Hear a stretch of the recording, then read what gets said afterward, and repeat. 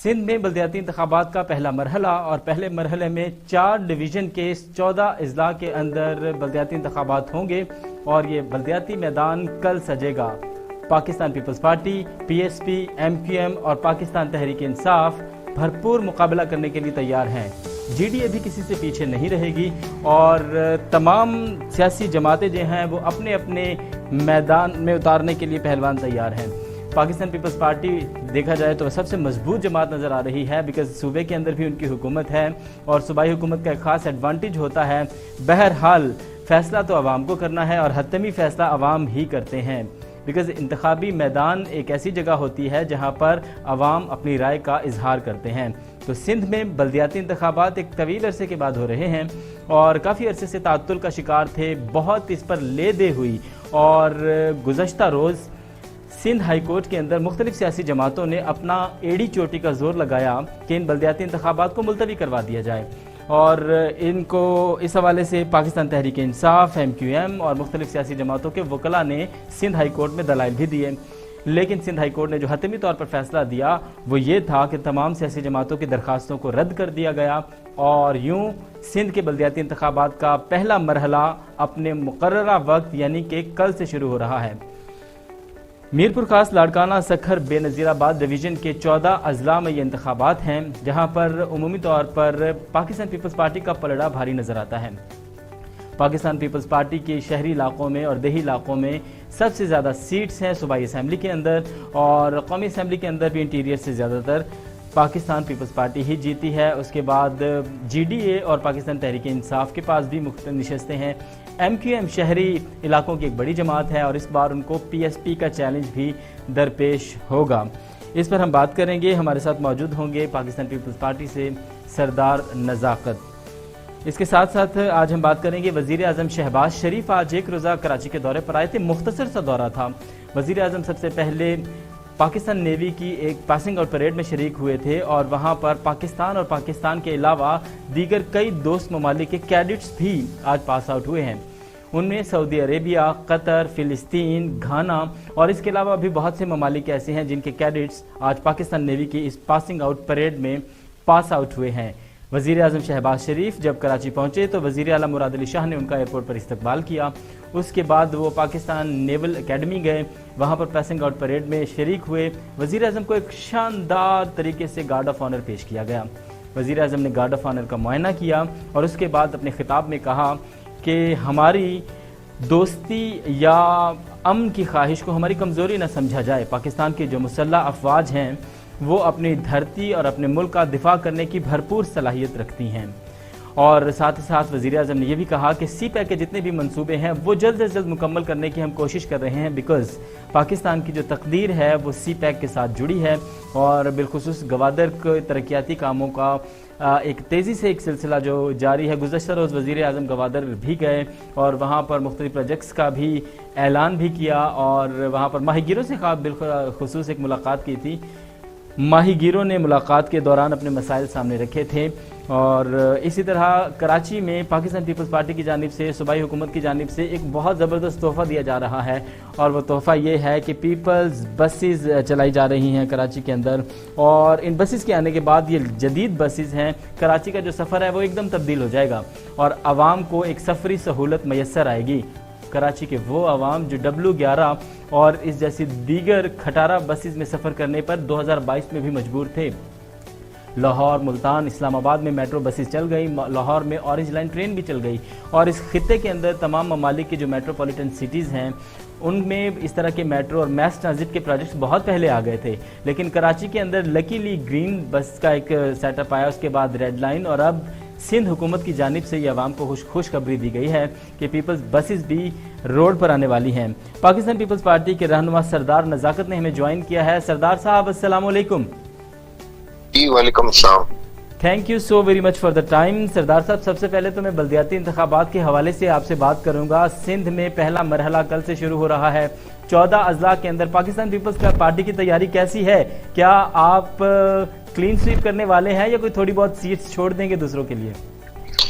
देखिए, Pakistan peoples party आपको पता है कि पहले भी हमारे पास प्रोविंशियल असेंबली में बहुत ज्यादा सीटें नियर अबाउट 100 के आसपास सीटें हमारे पास, और इसी तरह एनए की भी बहुत सारी सीट्स हैं।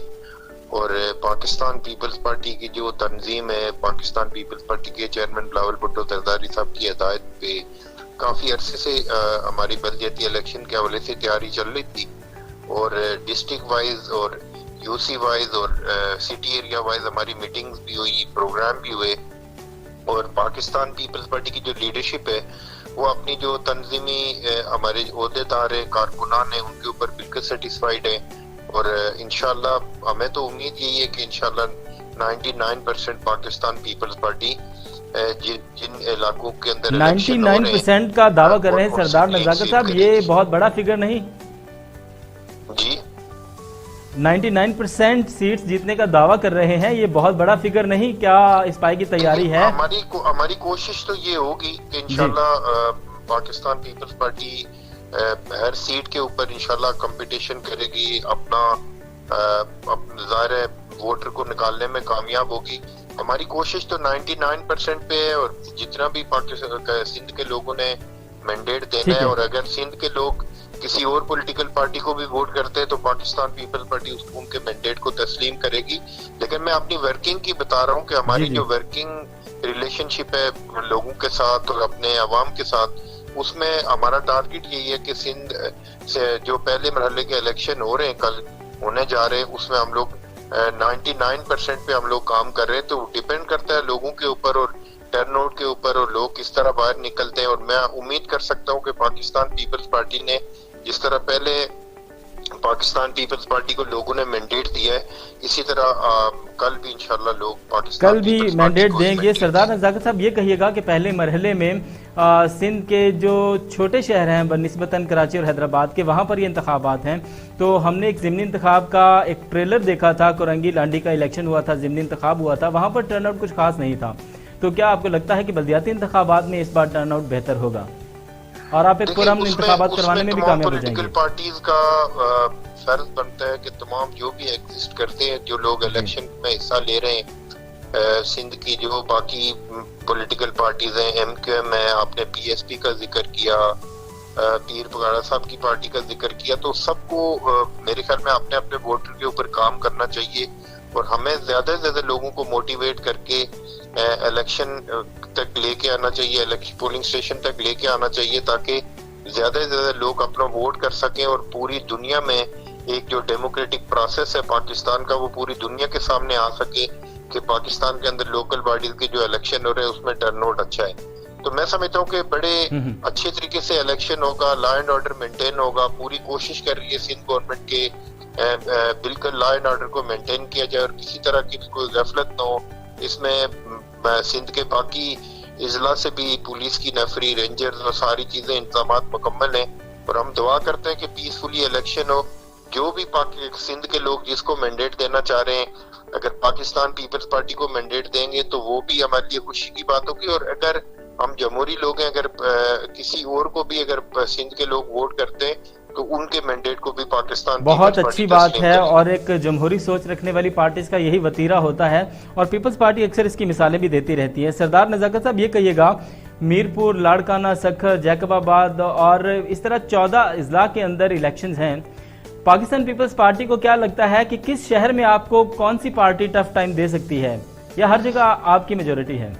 देखिए, पॉलिटिकल पार्टीज तो सारी अपने अपने तौर पे काम कर रही हैं। एमक्यूएम भी ज़ाहिर जो शहरी इलाके हैं वहाँ पे एमक्यूएम भी एग्जिस्ट करती है, वहाँ पे बाकी भी पॉलिटिकल पार्टीज हैं। तहरीक इंसाफ के भी कुछ इक्का दुक्का हमें कुछ प्रोग्राम नजर आए, लेकिन मैं समझता हूँ कि हमारा जो कंपटीशन है बेसिकली एमक्यूएम के दोस्तों के साथ होगा, और उसके बाद फंक्शनल के दोस्तों के साथ कुछ इलाकों के अंदर होगा।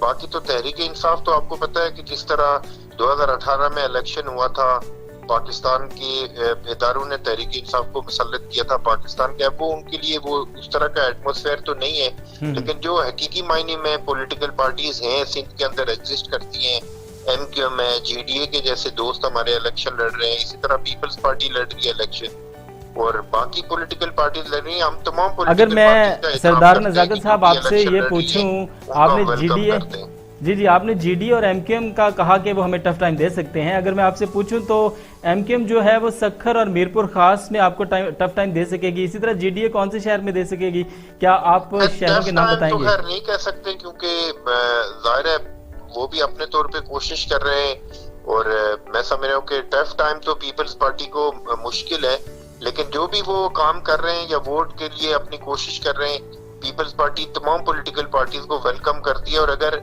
एक सेहतमंदाना मुकाबले के बाद अगर एमक्यूएम जीतती है या जीडीए के दोस्त हमारे जीतते हैं या कोई भी पॉलिटिकल पार्टी अगर किसी को थोड़ा बहुत मैंडेट मिलता है या ज्यादा मैंडेट मिलता है, पाकिस्तान पीपल्स पार्टी उसको खुले दिल के साथ एक्सेप्ट करेगी और हम उनको अप्रिशिएट भी करेंगे और उनको साथ लेके चलेंगे। अच्छा सरदार नजाकत साहब, बल्दियाती इलेक्शन के हवाले से मैं आखिरी बात पूछूंगा, उसके बाद पीपल्स बस सर्विस पे जरा आपसे बात करनी है। मुत्तहदा कौमी मूवमेंट के साथ इस वक्त वो आपके अलाए हैं, आपके पार्टनर हैं, तो इस बार क्या वो जो नेक टू नेक एक मुकाबला हुआ करता था पहले, क्या इन बल्दियाती इलेक्शन में वैसा मुकाबला नजर आएगा या ये इलेक्शन एक फ्रेंडली तरह का इलेक्शन होगा? देखिए, पीपल्स पार्टी का अपना मैनिफेस्टो है, एमक्यूएम पाकिस्तान का अपना मैनिफेस्टो है। दर इलेक्शन में हमारी आप देखें जो भी जिमनी इलेक्शन हुआ, जो कोरंगी का जिमनी इलेक्शन हुआ, उसमें भी हमारी कोई सीट एडजस्टमेंट नहीं हो सकी, कोई एताद नहीं हो सका। ज़ाहिर हम अपने अपने मैनिफेस्टो से इलेक्शन लड़ेंगे, अपना अपना मैनिफेस्टो सामने रख के अवाम के सामने इलेक्शन लड़ेंगे। और मैं समझता हूँ कि एमक्यूएम अपना प्रोग्राम देगी, पीपल्स पार्टी अपना प्रोग्राम देगी, तो इसमें कोई फ्रेंडली इलेक्शन नहीं है, बल्कि जो भी ग्राउंड की सिचुएशन है वो आपके सामने है। लेकिन हम समझते हैं कि सिंध के जितने भी शहरी हैं, चाहे वो शहरी इलाकों में या देही इलाकों में, तमाम लोग पीसफुली इस इलेक्शन को कंटेस्ट करें और कोशिश करें कि एक पीसफुल इलेक्शन हो, ताकि पूरी दुनिया में एक मैसेज आए कि पाकिस्तान के अंदर जो लोकल पार्टीज के इलेक्शन है वो ये बेसिकली जमहूरियत की एक खूबसूरती होती है। और मैं समझ रहा हूँ कि तमाम पार्टी पॉलिटिकल पार्टीज को अपना अपना रोल अदा करना चाहिए और सिर्फ इलेक्शन की हद तक मेरे ख्याल में पॉलिटिकल पार्टीज एक दूसरे के खिलाफ इलेक्शन लड़े, बाकी जिस तरह पाकिस्तान के अंदर इमरान खान साहब ने रवायतें डाली है उस तरह की रवायतें नहीं होनी चाहिए। सरदार नजाकत साहब, मैं जरा पीपल्स बस सर्विस के बारे में आपसे पूछना चाहूंगा। बहुत बड़ी खुशखबरी है सिंध हुकूमत की जानिब से, बिल आखिर देर आयत दुरुस्त आयत। सरदार नजाकत साहब, आपका कमेंट। देखें, सिंध हुकूमत जो जहां तक बाकी हेल्थ सेक्टर के अंदर बहुत ज्यादा काम किया है, बाकी बहुत सारे इंफ्रास्ट्रक्चर के ऊपर बहुत काम किया है सिंध हुकूमत ने, लेकिन ये बात मैं तस्लीम करता हूँ कि जो ट्रांसपोर्ट का हमारा जो डिपार्टमेंट था या जो हमारी साइट थी उसमें हम काफी हद तक हम काम नहीं कर सके थे। हालांकि पाकिस्तान पीपल्स पार्टी के चेयरमैन बिलावल भुट्टो जरदारी की क्लियर इंस्ट्रक्शन थी अपनी पार्टी को, सूबाई हुकूमत को, कि जितना ज्यादा फैसिलिटेट कर सकें वो फैसिलिटेट करें लोगों को ट्रांसपोर्ट के हवाले से। लेकिन ये खुश आइंदा बात है, ये पहला फेज है। इंशाल्लाह आपको आइंदा भी इस तरह की गुड न्यूज मिलेंगी और मैं उम्मीद करता हूं कि सिंध के लोगों को बेहतरीन ट्रांसपोर्ट मैसर आएगी। और जितना इस पे, ये तो खैर इफ्तिताह है और इसके बाद जो पाइपलाइन में चीजें इंशाल्लाह मजीद बेहतर होंगी। और जी, मैं रेड लाइन के हवाले से भी पूछना चाहूंगा, रेड लाइन और ऑरेंज लाइन के बारे में क्या कहेंगे? कोई खुशखबरी है कराची वालों के लिए? कब तक सड़क पर आ जाएंगी ये बसेस? मेरे ख्याल में पीर वाले दिन से आपको ये सड़कों पे मिलेंगी इंशाल्लाह। पीर के रोज तो ऑरेंज बसेस हैं, मैं रेड लाइन और ऑरेंज लाइन का पूछ रहा हूं, वो कब तक आ जाएंगी? उसके हवाले से कोई डेडलाइन है आपके पाकिस्तान पीपल्स पार्टी की? तो कोई ऐसा कोई डेडलाइन तो दे नहीं सकता प्रॉपर तरीके से, लेकिन उसमें काम हो रहा है। खुश आइंदा बात यह कि जो आपको पता है फेडरल गवर्नमेंट जो जिस तरह इमरान खान की हुकूमत ने सिंध हुकूमत के जितने काम थे या सिंध के अंदर जितने काम हो रहे थे, इमरान खान उसमें ज़ाहिर इंटरेस्ट भी नहीं ले रहे थे और वो ही नहीं चाह रहे थे कि यहाँ पे सिंध गवर्नमेंट कोई बेहतर काम कर सके। सिंध हुकूमत की वफाक के ऊपर भी बहुत सारी चीजें डिपेंड होती हैं। ऑल राइट, चलें जी, दुआ है कि सिंध हुकूमत अब अपने इन तरक्याती कामों को जरा स्पीड अप करे। Thank you so very much. Sardar Nazakat हमारे साथ पाकिस्तान पीपल्स पार्टी से मौजूद थे। पाकिस्तान पीपल्स पार्टी की जानिब से सरदार नजाकत ने बताया कि सिंध के अंदर इस बार वो बड़ी क्लियर मेजॉरिटी के साथ जीतेंगे। वो तो 99% का दावा कर रहे हैं। चले अगर 99% नहीं भी होता, 90% भी होता है, इवन 80% भी होता है, तो it would be a great victory. और साथ ही साथ उन्होंने बताया कि एमक्यूएम और जीडीए की तरफ से बाज़ शहरों में टफ टाइम मिल सकता है। और पाकिस्तान तहरीक इंसाफ का उन्होंने बिल्कुल जिक्र नहीं किया। पाकिस्तान तहरीक इंसाफ किस तरह से प्ले करेगी, किस तरह से ये इलेक्शन लड़ेगी, इस बात का और नताइज क्या होंगे इस बात का फैसला तो कल होगा। और कल इस वक्त तक शायद कोई क्लियर सूरत हाल भी हमारे सामने आ चुकी होगी और